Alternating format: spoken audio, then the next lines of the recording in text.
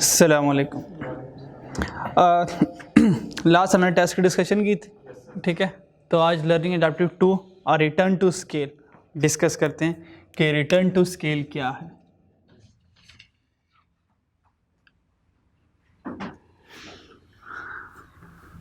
Return to scale, return to scale आपको पता है एक लॉन्ग रन प्रोडक्शन फंक्शन है, ऐसे है। हमने कहा था जो लॉ ऑफ रिटर्न है ये कौन सा है, शॉर्ट रन प्रोडक्शन फंक्शन, और रिटर्न टू स्केल क्या है हमारा, ये लॉन्ग रन प्रोडक्शन फंक्शन है, ठीक है जी। तो ये माइंड में रखिएगा कि लॉन्ग रन प्रोडक्शन फंक्शन है, ठीक है जी। तो लिख भी लेते हैं, long run production function.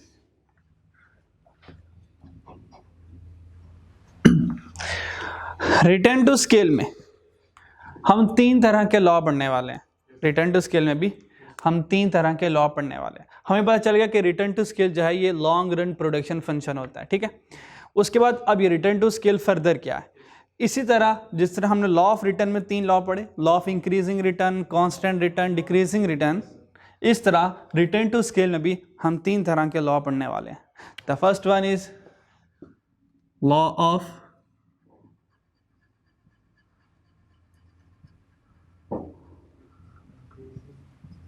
law of increasing return to scale,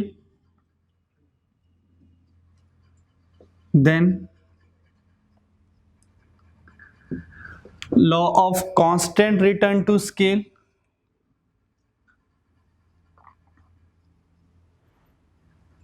law of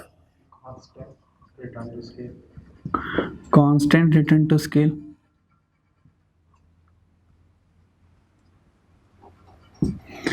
and the third one is Avas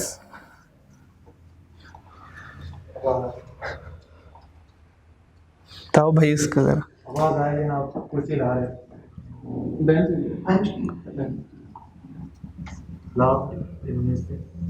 law of diminishing return to scale।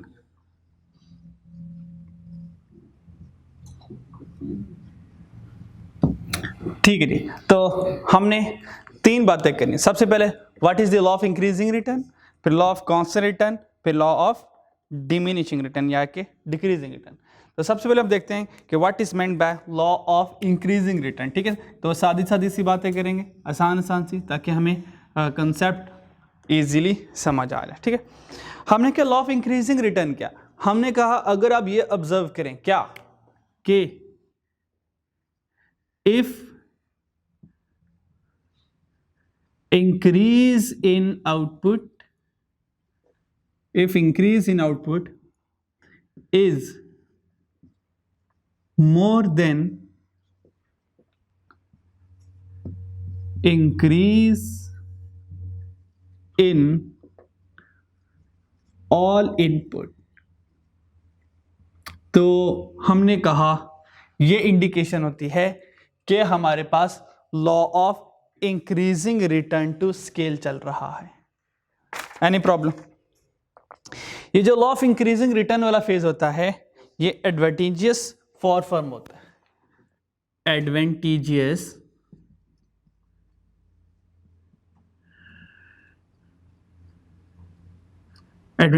For firm.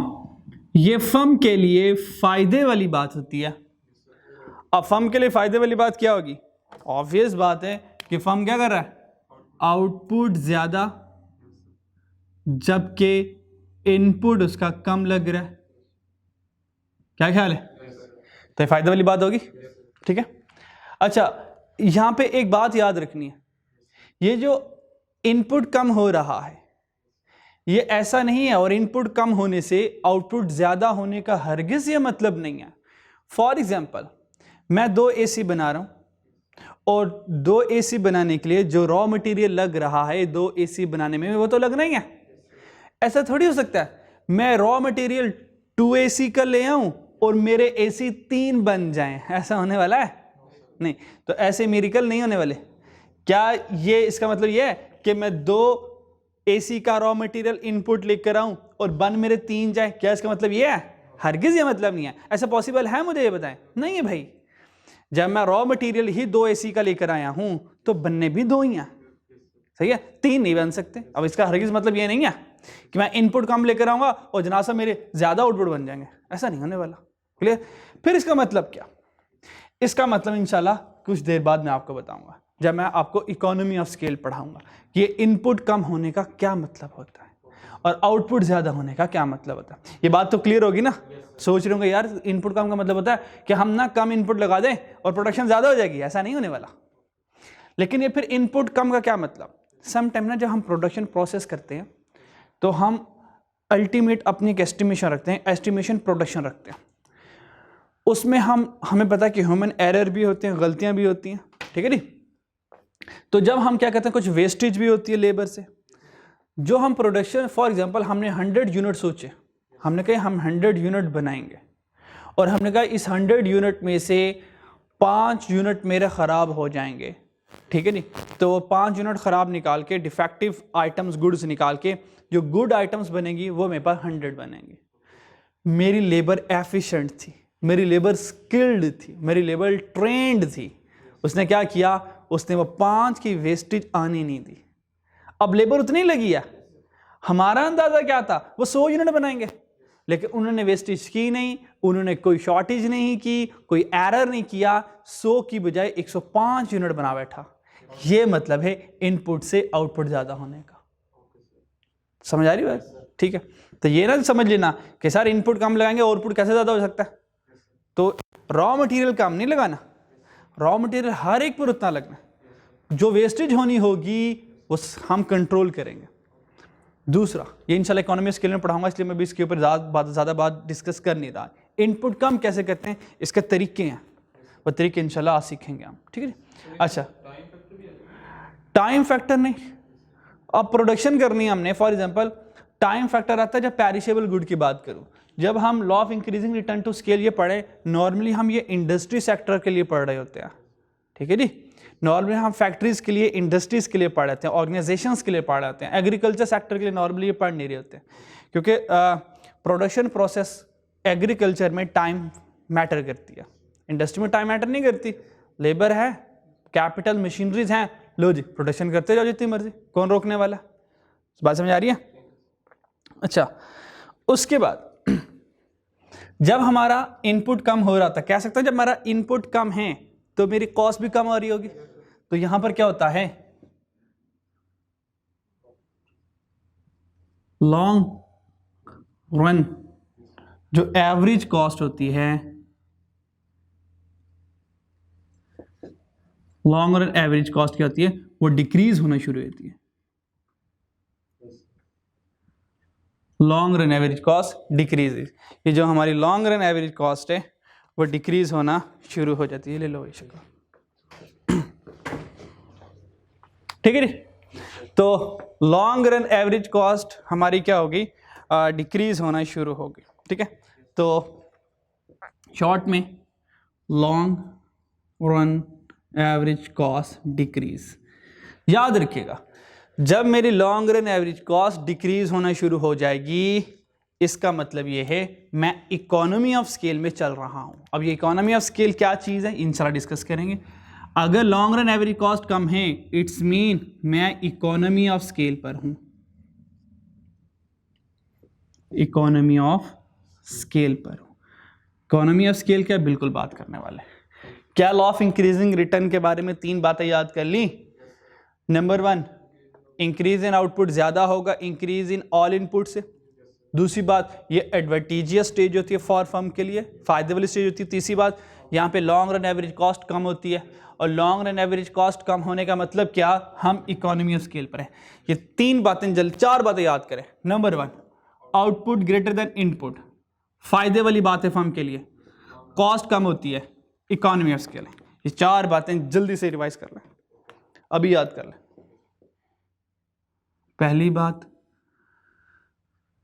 दूसरी बात, तीसरी बात, ये चौथी बात, ये 4 बातें याद कर लें तो लॉ आपका इंक्रीजिंग रिटर्न कंप्लीट हो जाएगा। जब भी law of increasing return examiner पूछ ले, इन चारों बातों को लाजमी लिखिएगा।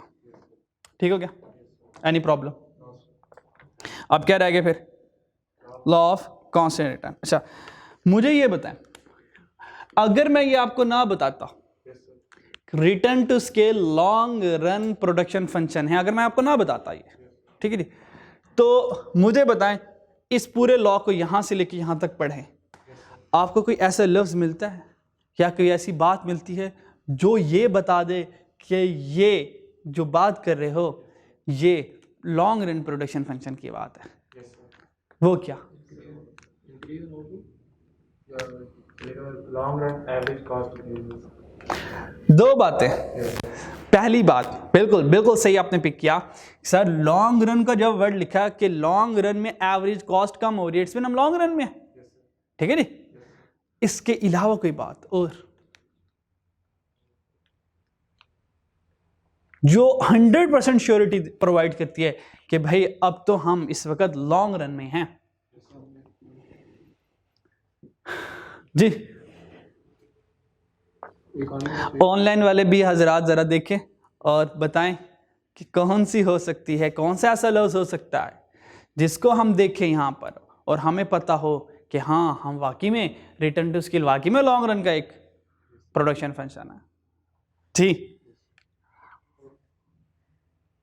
सच्चो सच्चो नहीं बेचारा। इनपुट नहीं, all input.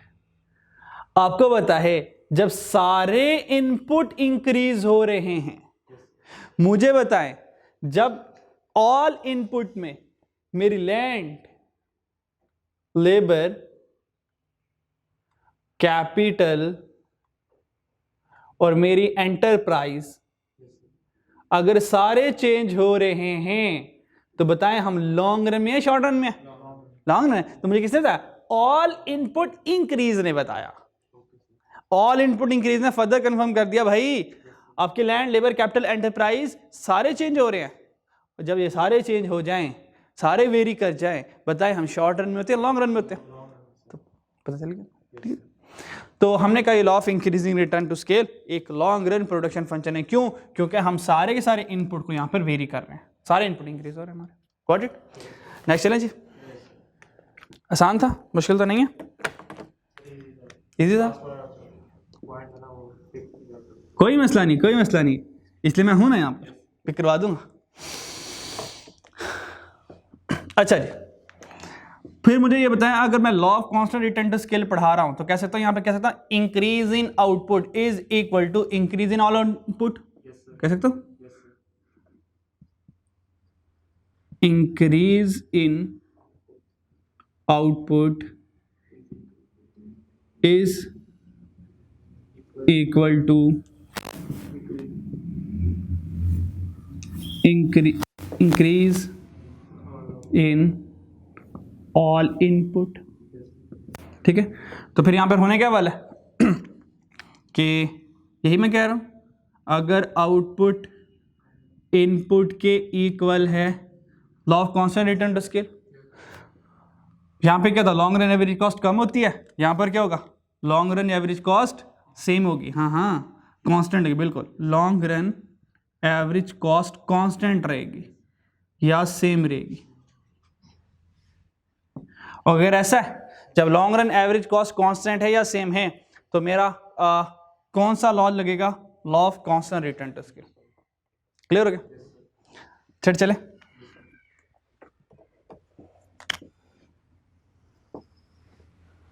Third one, law of diminishing return to scale. तो खुद बताएं, खुद बनाएं आप डेफिनेशन कि law of diminishing return to scale में मैं 4 बातें लिखना चाहता हूं, वो 4 बातें लिखवाएं मुझे इसके लिए। पहली बात, आउटपुट कम होगा इनपुट ज्यादा होगी। तो मतलब यही वाली लाइन पिक करोगे इसको, if increase in output is less than increase in all input, तो ये आपकी पहली वाली बात हो जाएगी। दूसरी वाली बात क्या लिखोगे? हाँ, ये डिसएडवांटेजियस फॉर फर्म होगा। क्यों डिसएडवांटेजियस है? क्योंकि आउटपुट कम बना रहे हैं, इनपुट ज्यादा लग रहा है, तो डिसएडवांटेज वाली बात हुई ना ये। तो तीसरी वाली बात, लॉन्ग रन एवरेज कॉस्ट क्या होगी इस फेज में? इंक्रीज। अगर long run average cost increase हो रही है तो यहां पर इकोनॉमी ऑफ स्केल होना चाहिए, डिस इकोनॉमी ऑफ स्केल होना चाहिए, डिस इकोनॉमी ऑफ स्केल होना चाहिए। लॉन्ग रन एवरेज कॉस्ट कम मीन हम इकोनॉमी ऑफ स्केल पर हैं, और यहां पर क्या होने वाला है, हमारी आउटपुट लेस देन इनपुट है। पहली वाली बात इंग्लिश में लिख लोगे ये सारी बात। फिर डिसएडवांटेजियस है,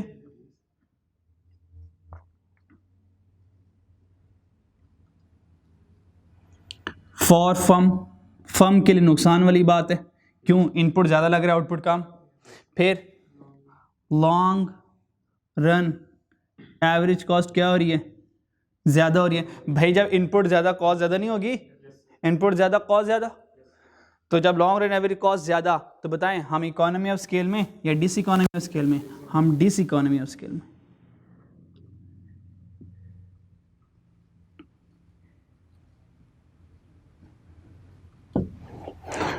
एनी प्रॉब्लम? पक्की बात है। इन चारों पॉइंट को जल्दी से रिवाइज करो, फिर आपसे क्वेश्चन पूछता हूं।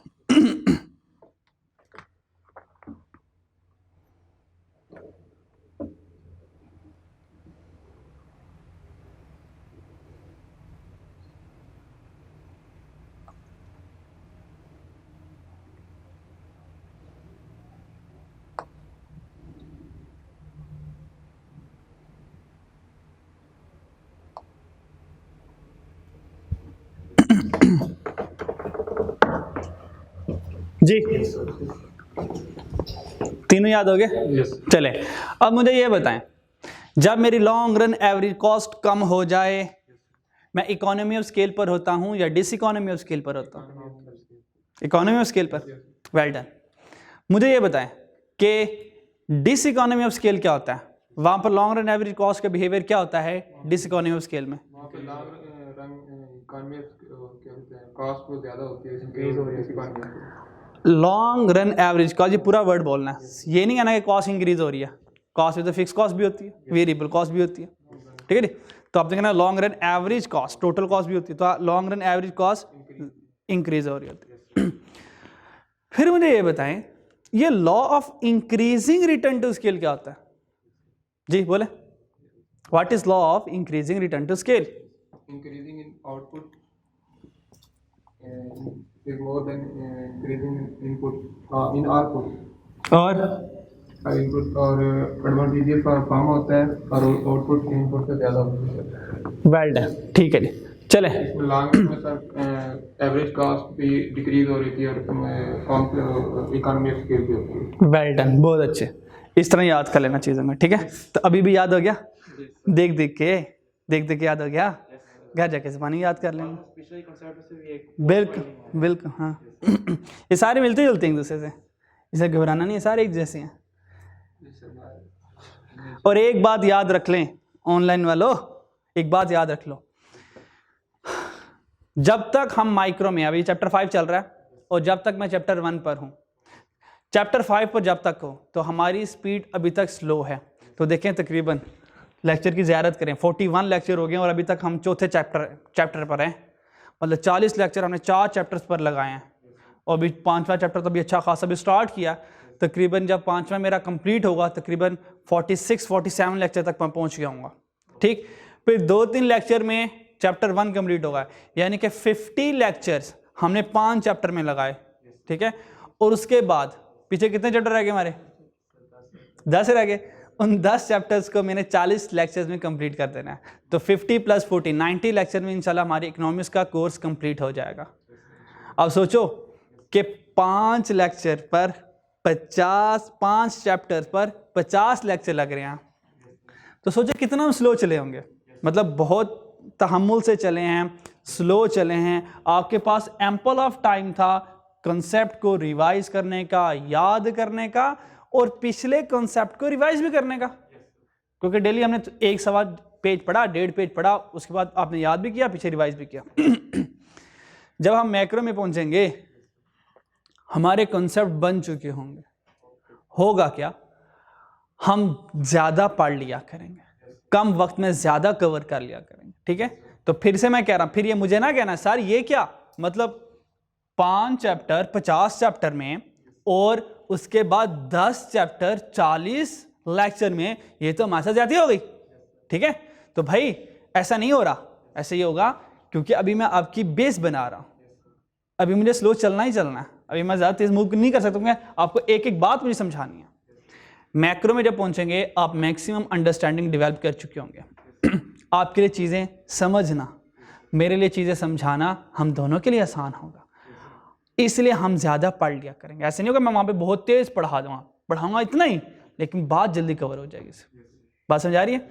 इसीलिए जो बच्चे इस उम्मीद पर हैं कोर्स कंप्लीट होगा तो तैयारी करेंगे, वो फिर मेरे ख्याल में अगली बार की तैयारी कर लें फिर, ठीक है। इस बात तो मुश्किल हो जाएगा, इसलिए मैं आपको बार बार कह रहा हूं जब तक मैं चैप्टर 5 पर हूं सारे पिछले चैप्टर्स को अच्छी तरह से रिवाइज कर लो, याद कर लो, बाद में मौका नहीं मिलने वाला आपको। जब हम मैक्रो में जाएंगे भूल जाएं कि माइक्रो वाले चैप्टर अब आप पढ़ पाएंगे। जब हम मैक्रो में जाएंगे अपना सारा फोकस मैक्रो पे रखना क्योंकि मेरे 2-2 दिन बाद चैप्टर खत्म हो रहे होंगे, हर 2 अल्टरनेट डेज पर, एवरी 2 डेज, एवरी 3 डेज के बाद एक चैप्टर कंप्लीट हो रहा होगा, ठीक है।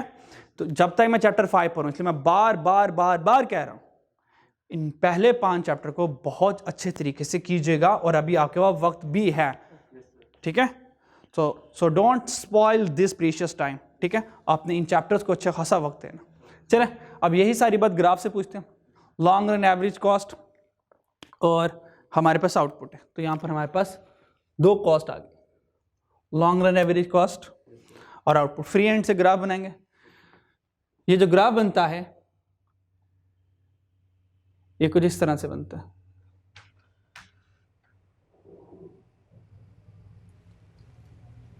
ये हमारे पास एवरेज कॉस्ट है, लॉन्ग रन एवरेज कॉस्ट, ठीक। तो ये लॉन्ग रन एवरेज कॉस्ट हो गई।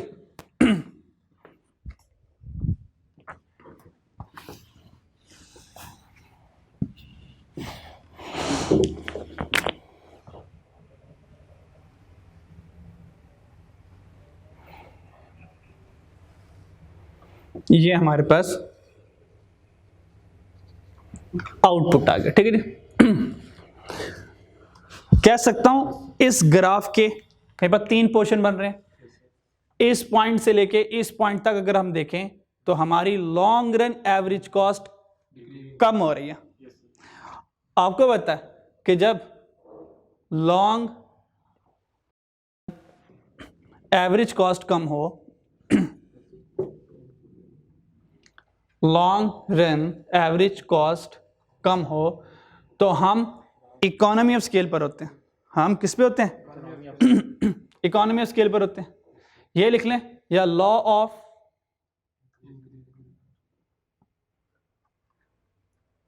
इंक्रीजिंग रिटर्न टू स्केल होता है।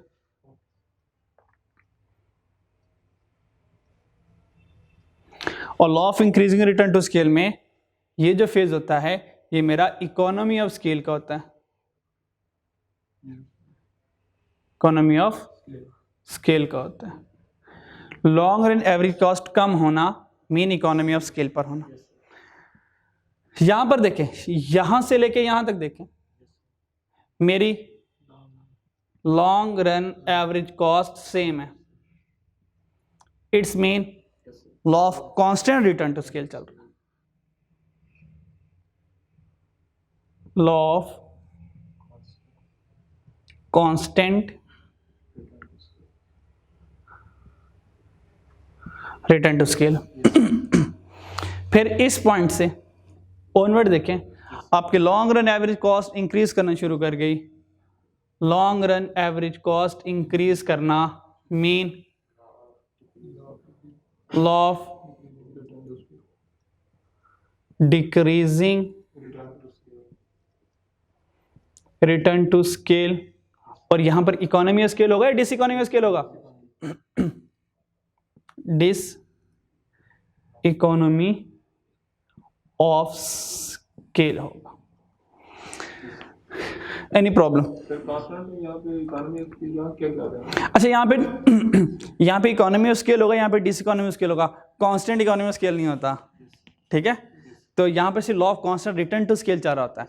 नॉर्मली प्रैक्टिकली ऐसा बहुत कम पॉसिबल होता है, ये बहुत कम अरसे के लिए फेज आ रहा होता है, ठीक है। या तो हमारी कॉस्ट कम हो रही होती है, ज़्यादा हो रही होती है, बहुत कम टाइम पीरियड के लिए हम कॉस्ट को सेम एक ही लेवल पर रिटेन कर पा रहे होते हैं, क्योंकि हमें पता है factor of production variable factor है, ये कम ज़्यादा होते रहते हैं, ठीक है। तो बहुत कम अरसे के लिए, तो यहां पर क्या होगा, लॉन्ग रन एवरेज कॉस्ट कम, economy of scale, long run average cost ज्यादा, diseconomy of scale. Any problem? अब पढ़ते हैं कि इकोनॉमी ऑफ स्केल क्या होता है।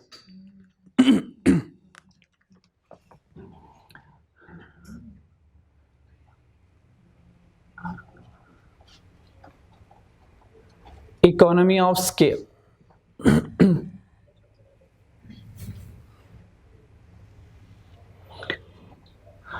आपको पता है कि इकोनॉमी ऑफ स्केल में दो चीजें नॉर्मली हमें नजर आ रही होती हैं। आउटपुट ग्रेटर होता है इनपुट से, और second long run average cost हमारी कम हो रही है। अगर ये दो चीजें हो रही हैं, इट्स मीन हम इकोनॉमी ऑफ स्केल पर हैं। अब मैं आपको ये समझाता हूं कि ये इकोनॉमी ऑफ स्केल नॉर्मली होता क्या है। इकोनॉमी ऑफ स्केल नॉर्मली होता है first time economy of scale का जो कंसेप्ट था वो यूज किया था एक ऑटोमोबाइल इंडस्ट्री ने, कार मैन्युफैक्चरिंग इंडस्ट्री थी। उसने कहा था कि हम नॉर्मली एक वीक में, पर वीक हम 2 गाड़ियां बना रहे हैं। एक वीक में हम 2 गाड़ियां नॉर्मली बना लिया करते हैं, ठीक।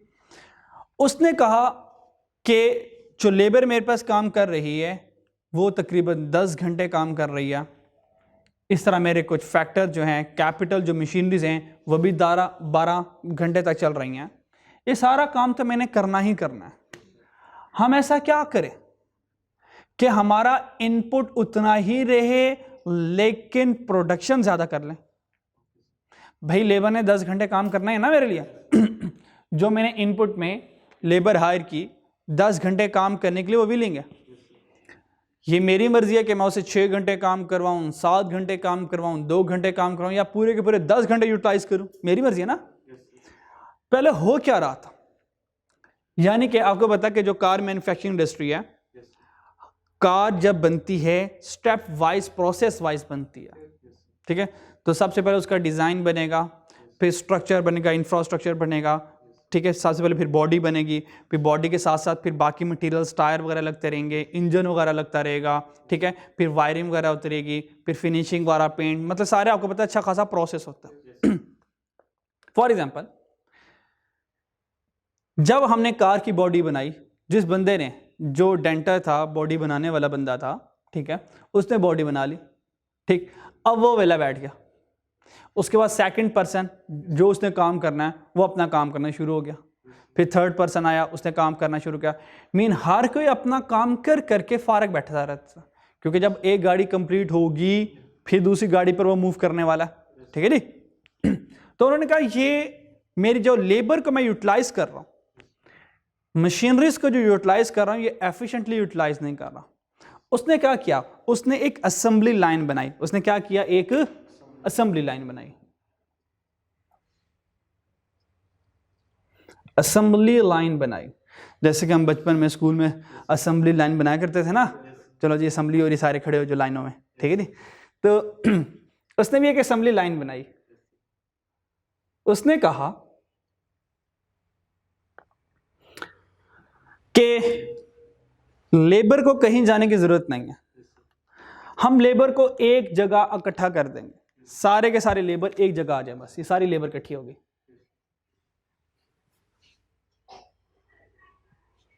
कोई लेबर कमजोर आ जाए तो माजरत, ठीक है।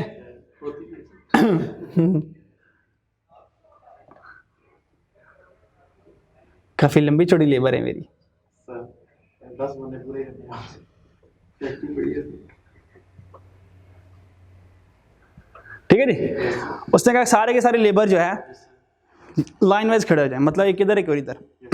और उसने यहाँ पर कहा ठीक है, यहाँ से मेरी गाड़ी के पार्ट्स आना शुरू हो जाएंगे, यहाँ से मेरी गाड़ी के पार्ट्स आना शुरू हो जाएंगे। ठीक है, तो यहाँ से मेरी गाड़ी के पार्ट्स आना शुरू हो गए। ठीक है, ये मेरी छोटी सी एक गाड़ी आ गई।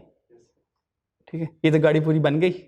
ठीक है, अज्यूम कर बनी नहीं है, ये गाड़ी यहाँ से आना, इसके पार्ट्स आना यहाँ से शुरू हो जाएंगे। ठीक है, तो यहाँ से गाड़ी के मटेरियल आता जाएगा, ये मिस्टर ए वाला बंदा अपने हिस्से का काम करेगा, ये इसके सामने वाला मिस्टर बी अपने हिस्से का काम करेगा, ये गाड़ी फिर आगे को चली जाएगी, फिर सी अपने हिस्से का काम करेगा, डी अपने हिस्से का, ये आगे, फिर ई एफ, फिर जी एच, फिर आई जे। जब यहां तक से यहां तक गाड़ी पहुंचेगी, तकरीबन मेरी जो कार है वो कंप्लीट हो चुकी होगी, तकरीबन कंप्लीट हो चुकी होगी। अब जब ये गाड़ी यहां से ऑनवर्ड मूव की, ये फ्री हो गए, ये दोनों फ्री हो गए ना, तो उसने कहा कोई मसला नहीं है। जब ये गाड़ी यहां से यहां पहुंचेगी, पीछे एक और नई गाड़ी आ जाएगी। उसने कहा भाई आपने जो काम किया, आपको मैक्सिमम 4 घंटे लगे, तो बाकी 4 घंटे में आप दूसरी गाड़ी के ऊपर काम कर लो। तो हुआ क्या, वो एक दिन में इस लेबर को पूरा यूटिलाइज करना शुरू हो गया। अब जब इसने गाड़ी 1 पर, इस बंदे ने जब कार 1 पर 3 घंटे लगाए, इसने भी 3 घंटे लगाए, उसके बाद रेस्ट किया करते थे। लेकिन जैसे ये गाड़ी नेक्स्ट स्टेज पे प्रोसेस होने गई, वहां पर एक और गाड़ी आ गई और फिर से दोबारा काम करना शुरू हो गए। मेरी लेबर उतनी है, मैंने लेबर नहीं बढ़ाई, मेरी मशीनरीज भी उतनी है, मैंने मशीनरीज भी नहीं बढ़ाई। हुआ क्या, पहले जहां हफ्ते में हम 2 गाड़ियां बनाया करते थे, अब हम हफ्ते में 5 गाड़ी बनाना शुरू कर दी। ये मतलब है इनपुट कम, आउटपुट ज्यादा का। बात समझ आइए? ऐसा नहीं होगा कि मैंने अपने लेबर बढ़ा दी, मैंने अपनी कैपिटल बढ़ा दिया।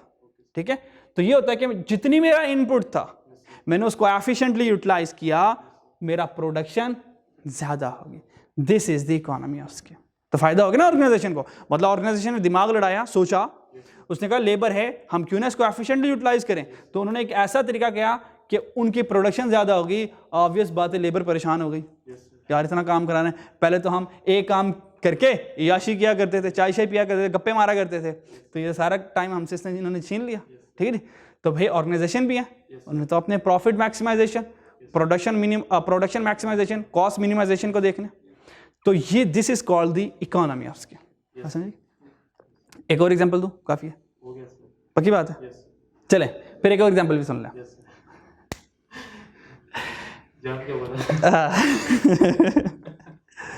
एक और एग्जांपल सुने। एग्जांपल और ये है कि इसको मैं थोड़ा सा रेज कर दूं, वो यहां पे लिख लेते हैं।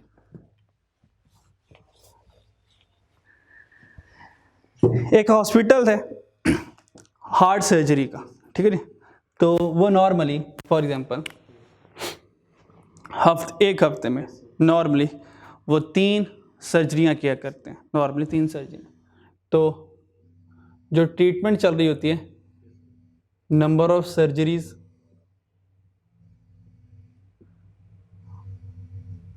या फॉर एग्जांपल हफ्ते में 5 सर्जरियां किया करते हैं। ठीक है, और जो कॉस्ट आती है पर सर्जरी फॉर एग्जांपल वो 2 लाख रुपीस ले रहे हैं। ठीक है, तो जो रेवेन्यू आया एक हफ्ते का, तो 2 लाख को क्या हो गया, 3 कम हो गया, आज 5 2 10, तो 1 मिलियन आ गया। यानी कि एक हफ्ते में 10 लाख रुपए कमा रहे थे। दूसरा हॉस्पिटल, ये प्राइवेट हॉस्पिटल की बात है, नॉर्मली वही चल रहे थे। दूसरे हॉस्पिटल के जो स्पेशलिस्ट डॉक्टर थे, वही सर्जरी वाले, जो हार्ट बाईपास में कम से कम 3 से 4 घंटे का ऑपरेशन होता है एक नॉर्मली। तो उन्होंने कहा कि 3 से 4 घंटे का जो ऑपरेशन होता है उसमें एक डॉक्टर इन्वॉल्व होता है, क्यों ना हम 3-4 स्पेशलिस्ट डॉक्टर्स की टीम बनाएं और हम इकोनॉमी ऑफ स्केल पर मूव करें। जो हम एक एक पेशेंट को सेपरेट टाइम दे रहे हैं, क्यों ना हम एक ऐसी बेहतरीन, efficient, skilled, trained, responsible team allocate करें जो पूरी रिस्पॉन्सिबिलिटी के साथ इकोनॉमी ऑफ स्केल को सामने रखते हुए सर्जरी करे। होगा क्या, नॉर्मली एक दिन में एक सर्जरी हम कर रहे होते हैं, इससे क्या होगा, हम एक दिन में 3-3 सर्जरियां कर सकते हैं और हमारा टाइम तकरीबन उतना लगेगा या आधा घंटा ज़्यादा लग जाएगा। उन्होंने किया क्या, उन्होंने भी एक असेंबली लाइन बनाई, लेकिन थोड़ी सी डिफरेंट वाली, ठीक है जी।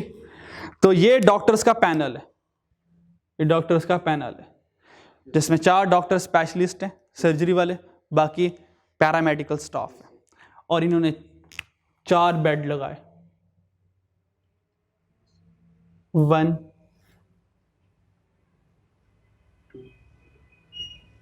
2 3 4, 4 बेड लगाए। और जब वो उन्होंने ये सारा प्लान किया, उन्होंने कहा अगर आप प्राइवेट हॉस्पिटल से सर्जरी कराते हो तो 2 लाख रुपीस सर्जरी नॉर्मली होती है, ठीक है जी।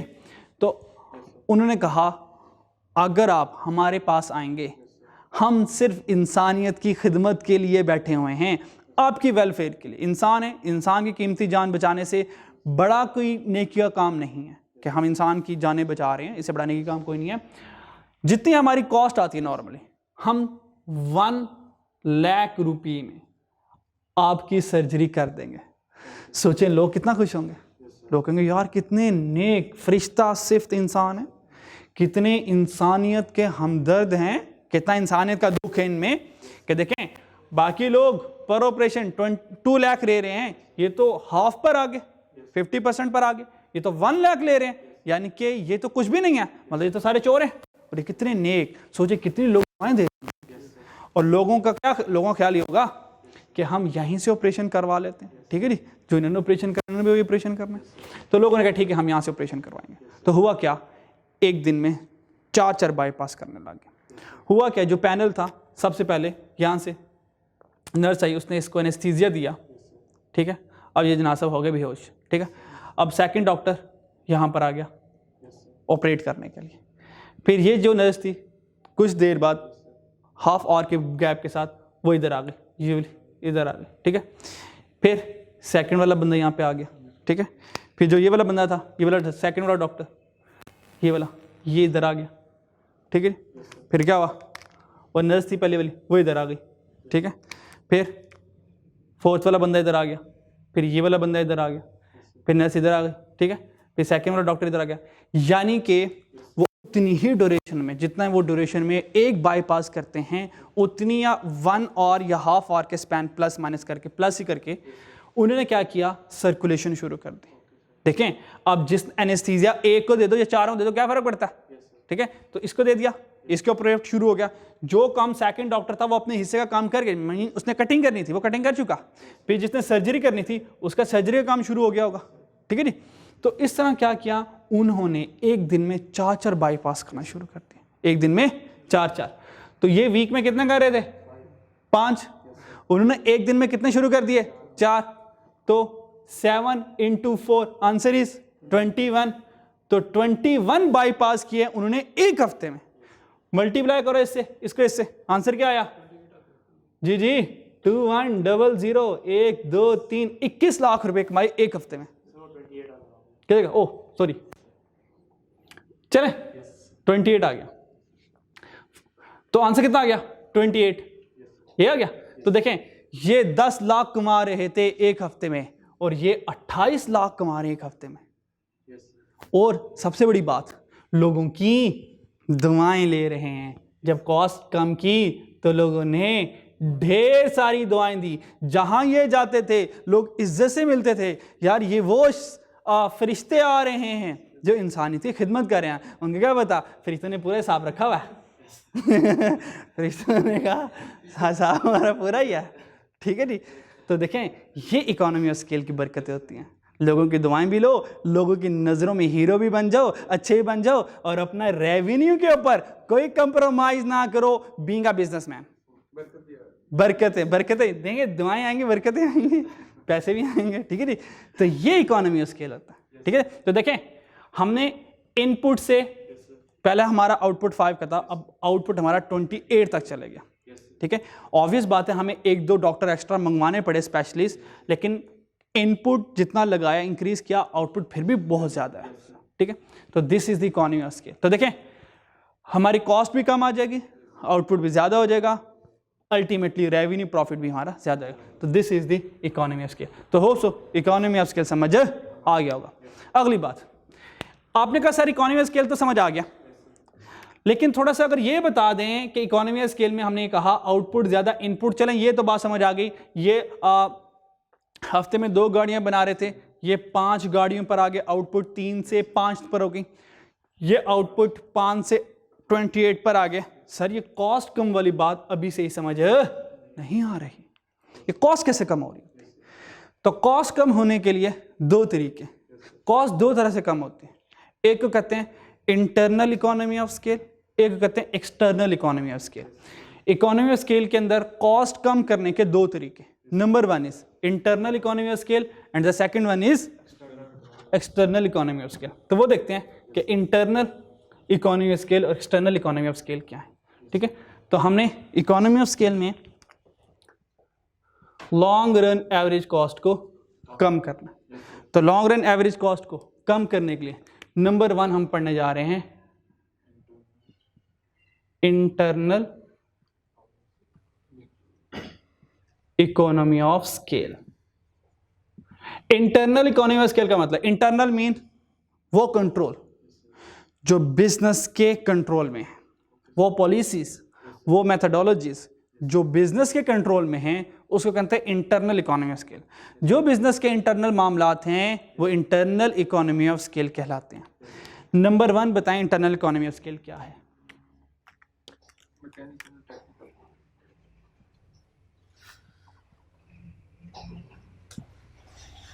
Mechanical and technical economies.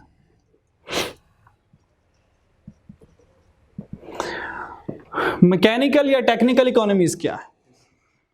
इसका मतलब यह है, देखें अगर मैं एक काम कर रहा हूं और मुझे प्रोसेसिंग करनी है, फॉर एग्जांपल, तो हमने एक मशीनरी बनवाई, हम ऐसी गुड बना रहे हैं, वो एक गुड 4 मशीन से होकर गुजरे तो फाइनल प्रोडक्ट बनती है। जब मैं 4 डिफरेंट मशीन अपने पास रख रहा हूं तो कह सकता हूं उन 4 मशीनों को ऑपरेट करने के लिए 4 लेबर चाहिए होंगे, 4 बंदे चाहिए होंगे। वो 4 मशीनें स्पेस घेरेंगी, जगह चाहिए होगी। वो 4 मशीनें जब चलेंगी तो चारों की बिजली की कॉस्ट आएगी, इलेक्ट्रिसिटी कॉस्ट आएगी। अगर उन 4 मशीन की जगह मैं एक कंप्रीहेंसिव मशीन ले आऊं जो चारों का फंक्शन कंबाइन कर दे, कह सकता हूं जगह भी कम लगेगी, उसको ऑपरेट करने के लिए बंदा भी एक चाहिए होगा, और जो इलेक्ट्रिसिटी कॉस्ट है वो भी कम हो जाएगी। तो देखें मैकेनिकल और टेक्निकल इकोनॉमीज को अगर मैं फॉलो करूंगा तो मेरी लॉन्ग रन एवरेज कॉस्ट कम नहीं हो जाएगी? कम हो जाएगी, ठीक है नहीं? समझ आ गई? सेकंड क्या?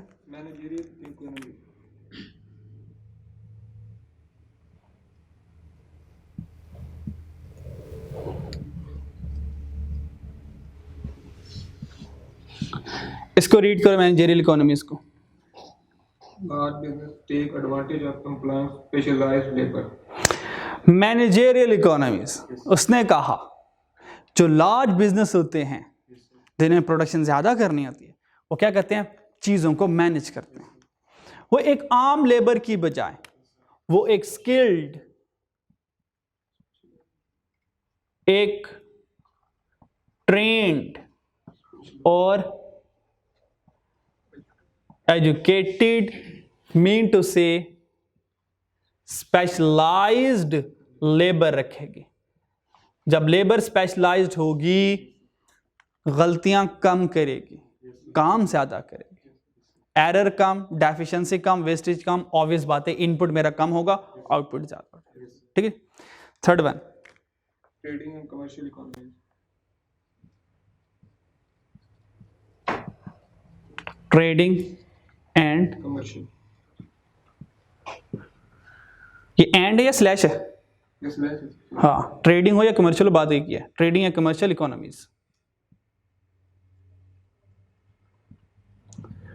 ट्रेडिंग या कमर्शियल इकोनॉमीज क्या?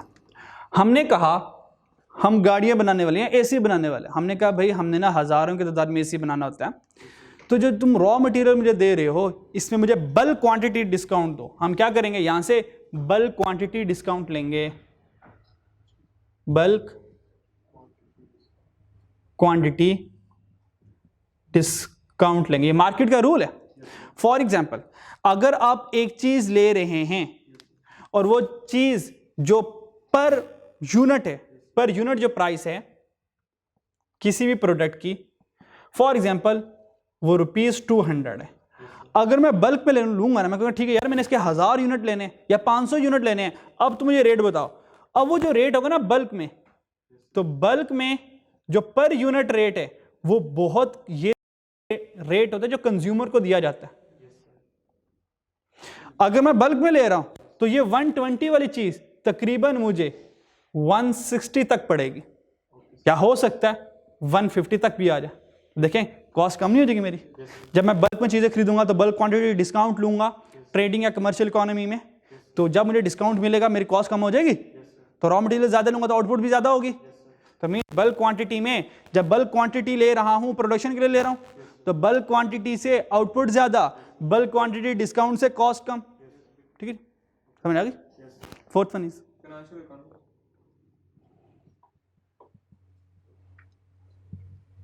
फाइनेंशियल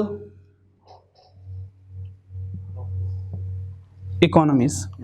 फाइनेंशियल इकोनॉमीज क्या? देखें, जब मैं इकोनॉमी ऑफ स्केल पर हूं, मुझे आउटपुट ज्यादा करना है। ऑब्वियस बात है, जितना ज्यादा आपको पता है वेरिएबल कॉस्ट ज्यादा, प्रोडक्शन ज्यादा, जितनी प्रोडक्शन ज्यादा उतनी वेरिएबल कॉस्ट ज्यादा, तो रॉ मटेरियल तो लगना ही लगना है, इनपुट तो लगना ही लगना है। अगर मैं इकोनॉमी ऑफ स्केल पर मूव करना चाहता हूं, मुझे रिसोर्सेज ज्यादा चाहिए। रिसोर्सेज को खरीदने के लिए मुझे पैसा चाहिए, फाइनेंस में पैसा चाहिए। पैसा दो तरह से आ सकता है। पैसा कितनी तरह से आ सकता है? दो तरह से आ सकता है। या तो मैं लोगों को अपना पार्टनर बना दूं, मीन मैं अपने सेल कर दूं शेयर्स, शेयर सेल कर दूं लोगों, ये हमारी अच्छी रिप्यूटेड ऑर्गेनाइजेशन है, अब आपके इसके शेयर खरीद लो, आपको अच्छा प्रॉफिट मिलेगा। लेकिन हम जो शेयर सेल कर रहे हैं ये ₹2 महंगे भी होंगे क्योंकि प्रॉफिट ज्यादा अच्छा मिलेगा आपको, तो हम अच्छी प्राइस के ऊपर अपने शेयर सेल करेंगे। तो जितने शेयर ज्यादा सेल हो गए पैसा आ गया, मीन प्रोडक्शन ज्यादा हो सकती है। ठीक है, दूसरा तरीका क्या? अगर हम शेयर सेल नहीं करना चाहते तो दूसरा तरीका यह है, हम क्या करेंगे, इक्विटी के ऊपर मूव करेंगे। किसके ऊपर मूव करेंगे? सॉरी, जो सेल शेयर किया इसको इक्विटी कहते हैं। इक्विटी मीन अपने कैपिटल को इंक्रीज करना, ये हमारा इक्विटी है। तो इक्विटी में क्या आएगा, हमने अपने शेयर सेल किया। दूसरा, हम डेट की तरफ आ जाएंगे, हम बैंक से लोन लेंगे। हम कहेंगे बैंक, आपको पता है जब भी हमने लोन लिया आपको टाइमली लोन रिटर्न किया, ठीक है, तो हमें लो रेट ऑफ इंटरेस्ट के ऊपर लोन दो और हम आपको टाइमली पेमेंट करते रहेंगे। तो बैंक ने कहा ठीक है, बिल्कुल आप अच्छे बंदे हैं, आप टाइमली हमें प्रिंसिपल भी वापस करते हैं, इंटरेस्ट भी वापस करते हैं, तो ठीक है, हम जितना इंटरेस्ट रेट लोगों से लिया करते हैं अब 1% कम कर दो, तो इंटरेस्ट रेट कम, कुछ ना मेरी कॉस्ट कम होगी। ठीक है, क्लियर हो गया? देन ये लास्ट है। Fifth one is, diseconomy कल पढ़ेंगे और एक्सटर्नल कल पढ़ेंगे, रिस्क बेरिंग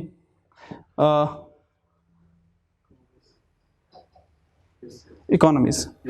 ये रिस्क बेरिंग क्या होती है? हमें पता है कि जब एक प्रोडक्ट मार्केट में आती है और वो अपनी जगह बना लेती है, आपको पता है लोग बार बार उस प्रोडक्ट को यूज करके उकता जाते हैं। लोग कहते हैं ठीक है भाई बहुत पुरानी प्रोडक्ट होगी, अब हमें कोई इससे नई प्रोडक्ट चाहिए। तो आपको पता है जितनी भी ब्रांड्स हैं वो अपनी प्रोडक्ट को चेंज करते रहते हैं with the passage of time, ताकि हमें रिस्क को बेयर ना करना पड़े। तो क्या करते हैं, प्रोडक्ट को डिफरेंशिएट कर देते हैं, प्रोडक्ट में इनोवेशन लेके आना शुरू कर देते हैं। फॉर एग्जांपल, जैसे कि आपको पता है पेप्सी है, पेप्सी से पेप्सी में इन थी, उसका काम क्या था, सॉफ्ट ड्रिंक बेचना। फिर उसने कहा कि भाई बाकी बड़े चिप्स के ब्रांड आ रहे हैं, तो पेप्सी ने अपना एक ब्रांड लॉन्च किया लेज, फिर एडवर्टीजमेंट की कि पेप्सी विद लेज दोनों का कम्बिनेशन बनाया कि हमेशा दोनों का कम्बिनेशन के तौर पर यूज़ करो, तो लोगों ने भी ऐसा करना शुरू कर दिया, ठीक है।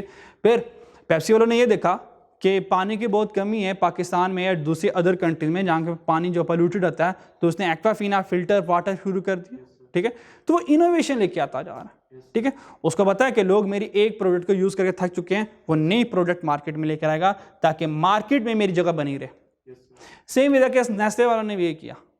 नेस्ले वाले मिल्क पैक बेचा करते थे या बच्चों के सीरियल वगैरह बेचा करते थे। फिर उन्होंने देखा कि यार सबसे पहले नेस्ले वाले जो फिल्टर वाटर है ये लेकर आए, डिस्टिल वाटर है ये लेकर आए, वो फिल्टर वाटर लेकर आए, ठीक, नेस्ले प्योर वाटर के नाम से। तो अच्छा खासा क्या होता है कि नेस्ले का पानी जो है इस वक्त सेल होता है। फिर नेस्ले ने कहा कि यार जूसेस में कोई भी नहीं है, तो नेस्ले जूसेस में आ गया। अब जूसेस के एक फ्लेवर में आया, फिर हर बार फ्लेवर बदलता रहा, फ्लेवर बदला। क्यों? लोग मेरे एक फ्लेवर को यूज़ करके थक चुके होंगे, जब मैं डिफरेंट फ्लेवर के साथ आऊँगा तो लोग हर फ्लेवर को ट्राई करना चाहेंगे।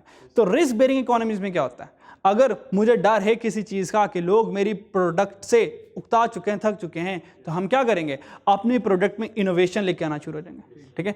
जैसे बिस्किट था, उसका नाम क्या था, सुपर, वो सुपर एक ब्राउन कलर का था, फिर उनका इलायची फ्लेवर शुरू कर दिया। अब इलायची डालने में कितने कॉस्ट आई होगी, लेकिन इलायची फ्लेवर डिफरेंट, न्यू जायका, लोग फिर उसकी तरफ आ गए। फिर उन्होंने क्या किया सुपर ने, अब दोबारा मैंने एक और उन्होंने इनोवेशन प्रोडक्ट में लाई। अब उन्होंने क्या किया, चॉकलेट भी ऐड कर दी, मतलब चॉकलेट और दूसरा एग वाला दोनों मिक्स कर दिया, ठीक है। तो वो इनोवेशन करते रहते हैं ताकि लोग हमारी प्रोडक्ट को छोड़कर ना जाए। तो this internal economy of scale, इन सारी रीज़न की वजह से हमारी लॉन्ग रन एवरेज कॉस्ट कम होती है, ठीक है।